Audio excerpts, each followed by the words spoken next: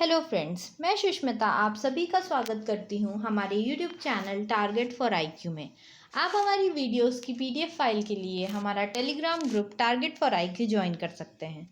दोस्तों, आज की इस वीडियो में हम पढ़ेंगे 16 अप्रैल 2021 के डेली करंट अफेयर्स हिंदी और इंग्लिश दोनों लैंग्वेजेस में। तो आइए शुरू करते हैं। आज की हमारी पहली न्यूज़ है, इंडिया का पहला फ्लोटिंग मतलब तैरता हुआ LNG storage and regasification unit आया है। कहाँ? महाराष्ट्र में आया है। मतलब कहाँ, कहीं से आया होगा। तो ये कहाँ से आया है? तो ये केपल शिपयार्ड सिंगापुर से लाया गया है। ये इंडिया का पहला floating storage and regasification unit है। ओके, जिस पोर्ट पे ये आया है उस पोर्ट का नाम है JSW Jaeger port in the Ratnagiri district of Maharashtra. तो मतलब रत्नागिरी डिस्ट्रिक्ट ऑफ महाराष्ट्र में ये पोर्ट है। वहाँ पे इसको केपल शिपयार्ड जो कि सिंगापुर में है वहाँ से लाया गया है। ये इंडिया का पहला ऐसा LNG टर्मिनल है जो कि मतलब through out the year use में रहेगा। अब इस पोर्ट के बारे में थोड़ी जानकारी देख लेते हैं।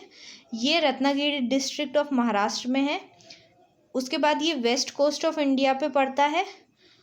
ये पोर्ट पहला ऐसा डीप वाटर पोर्ट है जो कि 24/7 ऑपरेशनल है और ये प्राइवेट पोर्ट है महाराष्ट्र में। ओके, तो ये तो 3 चीज़ें आपको पोर्ट के बारे में याद रखनी है। और इस न्यूज़ में जो मेन चीज़ आपको याद रखनी है वो ये है कि इंडिया का पहला फ्लोटिंग LNG मतलब लिक्विफाइड नेचुरल गैस का स्टोरेज और रीगैसिफिकेशन यूनिट आया है। कहाँ? महाराष्ट्र में। ओके, नेक्स्ट न्यूज़ देख लेते हैं। एग्रीकल्चरल मिनिस्ट्री ने MOU साइन किया है। MOU का क्या मतलब हुआ? Memorandum of understanding. किसके साथ साइन किया है? माइक्रोसॉफ्ट के साथ साइन किया है। क्यों साइन किया है? ताकि हम फार्मर्स की इनकम को रेज कर सकें। अच्छा, कैसे रेज करेंगे? तो एक पायलट प्रोजेक्ट चलाया जाएगा ये देखने के लिए कि हम फार्मर्स की इनकम को कैसे रेज कर सकते हैं। और ये पायलट प्रोजेक्ट जो है वो 6 स्टेट्स में चलाया जाएगा और उनके 100 गाँवों को इस पायलट प्रोजेक्ट में इंक्लूड किया जाएगा। ओके, तो समझ गए आप सभी लोग। तो यूनियन एग्रीकल्चर मिनिस्ट्री ने MOU साइन किया है माइक्रोसॉफ्ट के साथ ताकि हम एक पायलट प्रोजेक्ट चला सकें 6 स्टेट्स में उनके 100 गाँव को इंक्लूड करते हुए। ये पायलट प्रोजेक्ट इसलिए चलाया जाएगा ताकि हम नए नए वेज या फिर नए नए तरीके ढूंढ सकें जिससे कि हम फार्मर्स की इनकम को रेज कर सकते हैं। तो सेंट्रल गवर्नमेंट ने ये कहा है कि हम 2022 तक फार्मर्स की इनकम को डबल कर देंगे। ओके, तो इसीलिए ये MOU साइन किया गया है। ओके, अब इस प्रोजेक्ट में होगा क्या क्या? इसमें बहुत सारे ऐसे काम किए जाएंगे जिसकी वजह से इन फार्मर्स का बेटरमेंट हो और उनकी इनकम इन्हेंस हो। इसमें बहुत सारे ऐसे तरीके भी देखे जाएंगे जिससे कि इनपुट कॉस्ट जो होती है फार्मिंग की उसको डिक्रीज़ किया जा सके और उसका आउटपुट इंक्रीज़ किया जा सके। फार्मिंग एक बहुत टफ जॉब होती है तो उसको भी इजी बनाने के लिए कई तरीके देखे जाएंगे। अब 6 स्टेट्स में कब से बोल रही हूँ तो उन 6 स्टेट्स के नाम भी देख लेते हैं। पहला है उत्तर प्रदेश, दूसरा मध्य प्रदेश, तीसरा गुजरात, चौथा हरियाणा, पांचवा राजस्थान और छठा आंध्र प्रदेश। ओके, तो याद करने में काफ़ी इजी रहेगा आप लोगों के लिए। उत्तर प्रदेश मध्य प्रदेश ऊपर नीचे। ओके, गुजरात हरियाणा मतलब गुजरात और राजस्थान एक जगह और हरियाणा और आंध्र प्रदेश आपको अलग से याद करना पड़ेगा। उसके बाद माइक्रोसॉफ्ट क्या करेगा इस प्रोजेक्ट में? तो माइक्रोसॉफ्ट फार्मर्स के लिए एक इंटरफेस डेवलप करेगा जिससे कि वो स्मार्ट और वेल ऑर्गेनाइज्ड एग्रीकल्चर प्रैक्टिस कर सकें। कैसे करेंगे? तो पोस्ट हार्वेस्ट मैनेजमेंट करके और उसका डिस्ट्रीब्यूशन देख करके। तो जैसे पोस्ट हार्वेस्ट बहुत सारे लॉसेस होते हैं, जैसे फसल कटने के बाद उसमें कीड़े लगने का डर होता है, फसल अगर बारिश हो गई तो फसल सड़ने का डर रहता है। तो उन सब चीज़ों को कैसे मैनेज करें, फिर जो कटी हुई फसल है उसको कौन से मार्केट में ले जाएं जहां उनको अच्छे प्राइसेस मिलेंगे। तो ये सारी चीज़ें देखने के लिए एक फार्मर इंटरफेस माइक्रोसॉफ्ट डेवलप करेगा, इसलिए ये MOU साइन किया गया है। अच्छा ठीक, इसमें आप यूनियन एग्रीकल्चर मिनिस्टर का नाम मुझे कमेंट सेक्शन में कमेंट करके बताएंगे। ओके, नेक्स्ट हमारी न्यूज़ है क्रिकेट प्रेमियों के लिए बहुत अच्छी न्यूज़ कि भुवनेश्वर कुमार को ICC men's player of the month for March 2021 चुना गया है। और विमेन कैटेगरी में, मतलब महिला की कैटेगरी में, साउथ अफ्रीका की लेस्ली को ICC women's player of the month for March 2021 चुना गया है। तो इस न्यूज़ में आपको बस यही ध्यान रखना है। नेक्स्ट हमारी न्यूज़ भी क्रिकेट से रिलेटेड है, थोड़ी सी दुख भरी न्यूज़ है ये कि अभी तक 3.5 साल से ICC ranking for ODI batsman में नंबर 1 स्पॉट था विराट कोहली का, जिसको कि पाकिस्तान के कैप्टन बाबर आजम ने रिप्लेस कर दिया है। अब उनको नंबर 1 स्पॉट मिल गया है। तो ये एक थोड़ी सी बेकार न्यूज़ थी। और R अश्विन एक ऐसे इंडियन प्लेयर हैं, मतलब इकलौते ऐसे इंडियन प्लेयर हैं जो कि जो टॉप 10 ऑलराउंडर्स की लिस्ट है उसमें इनका नाम है, ओनली इंडियन प्लेयर हैं इस बार। ओके, तो ये आपको न्यूज़ याद रखनी है। बाबर आजम जो कि पाकिस्तान के कैप्टन हैं, उन्होंने इंडिया के कैप्टन विराट कोहली को रिप्लेस किया है ICC मेंस ODI रैंकिंग में, ODI रैंकिंग के नंबर 1 स्पॉट से। नेक्स्ट हमारी न्यूज़ है पीयूष गोयल ने इनॉग्रेट किया है ई-सैंटा, जो कि एक इलेक्ट्रॉनिक मार्केट प्लेस है एक्वा फार्मर्स के लिए। तो एक्वा फार्मर्स कौन होते हैं? एक्वा फार्मर्स वो होते हैं जो basically fish and fisheries product में डील करते हैं। तो ई-सैंटा एक इलेक्ट्रॉनिक बाज़ार बनेगा जो भी एक्वा फार्मर्स और बायर्स हैं, मतलब जो भी फ़िश या फ़िश रिलेटेड प्रोडक्ट्स खरीदने में या बेचने में इंटरेस्टेड हैं, उनके लिए ये एक इलेक्ट्रॉनिक मार्केट बनेगा। ठीक है, अब ई-सैंटा से होगा क्या? तो ई-सैंटा से इनकम रेज़ होगी, उसके बाद उनकी लाइफस्टाइल रेज़ होगी, सेल्फ डिपेंडेंसी जो है वो इंक्रीज़ होगी, और इससे क्वालिटी लेवल्स भी इंक्रीज़ होंगे, और एक्वा फार्मर्स को नए ऑप्शंस भी प्रोवाइड किए जाएंगे इस प्लेटफॉर्म पे।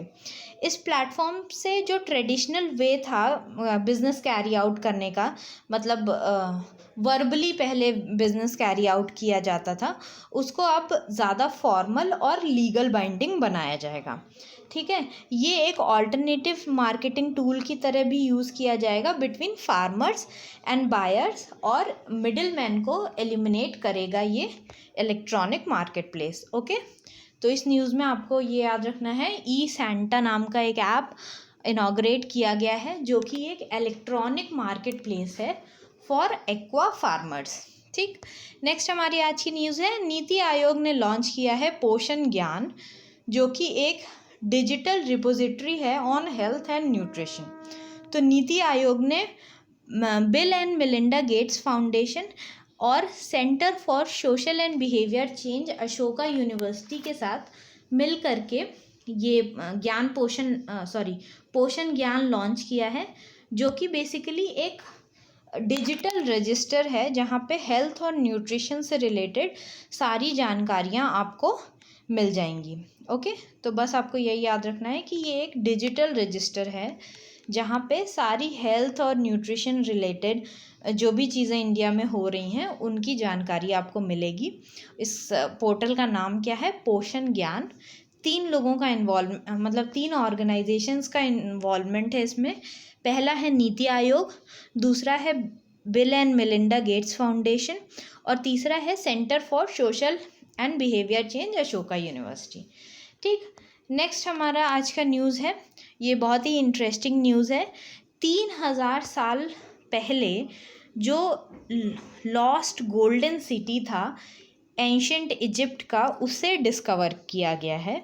तो मतलब अब हिस्ट्री में आपके और ज़्यादा क्वेश्चंस आपको पढ़ने को मिलेंगे। ओके, तो 3000 साल पहले लॉस्ट गोल्डन सिटी नाम का एक शहर हुआ करता था, जिसको कि रूल करता था एमेनहोटेप III। ठीक है, एंशिएंट इजिप्ट में कब से कब तक रूल किया था इसने?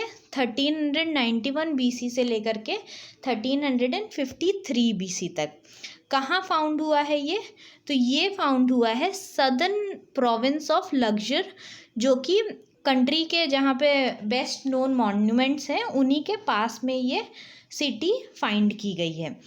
और अभी अगर हम इस समय की लोकेशन देखें इसकी, तो ये नाइल रिवर के वेस्ट बैंक में ये सिटी एक्सकेवेट ही कह सकते हैं आप, एक्सकेवेट या फिर डिस्कवर की गई है। तो अभी तो यही चीज़ें पता चली हैं, उसके बाद जो जो इन्फॉर्मेशन आगे आएगी सिटी के बारे में वो चीज़ें हम देखेंगे। और अब ये सिटी फाउंड हुई है तो ये एक पॉपुलर टूरिस्ट डेस्टिनेशन भी बनेगी। ओके, तो आपको बस ये याद रखना है कि 3000 साल पुरानी lost golden city ancient Egypt की डिस्कवर की गई है।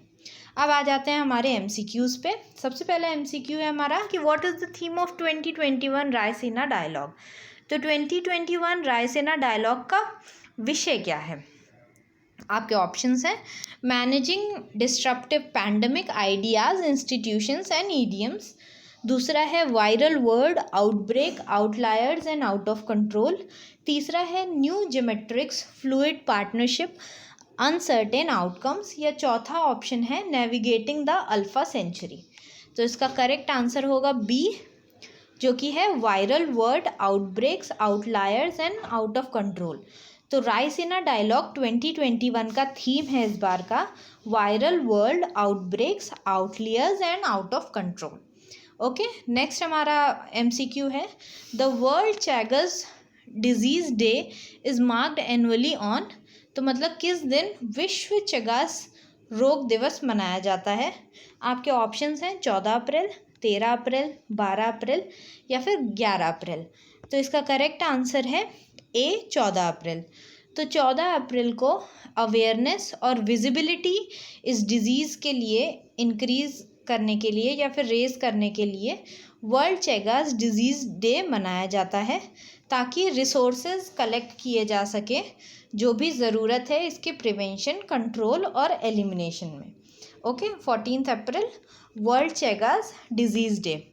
14 अप्रैल को डॉक्टर भीमराव अंबेडकर जयंती भी होती है और इसे हम इक्वालिटी डे के तरीके से भी मनाते हैं। ओके, नेक्स्ट हमारा आज का एमसीक्यू है Dronacharya awardee Sanjay Chakravarthy who has passed away recently at 79 was a coach of which game. तो द्रोणाचार्य अवॉर्डी संजय चक्रवर्ती जिनकी की मृत्यु 79 एज में हुई है, वो किस गेम के कोच थे? तो आपके ऑप्शंस हैं बास्केटबॉल, रेसलिंग, बैडमिंटन या फिर शूटिंग। तो आपका करेक्ट आंसर है डी, जो कि है राइफल शूटिंग। तो द्रोणाचार्य अवॉर्डी संजय चक्रवर्ती राइफल शूटिंग के कोच थे और वो कोविड रिलेटेड कॉम्प्लिकेशंस की वजह से 79 की एज में उनकी डेथ हो गई है। ओके, तो आज के लिए बस इतना ही। आई होप आप सभी सेफ़ होंगे क्योंकि कोविड बहुत ज़्यादा फैल रहा है। तो आप सभी घर में रहिए, सेफ़ रहिए और कल फिर मिलते हैं नए क्वेश्चंस और नए करंट अफेयर्स के साथ। तब तक के लिए अपना ध्यान रखिए। Thank you so much.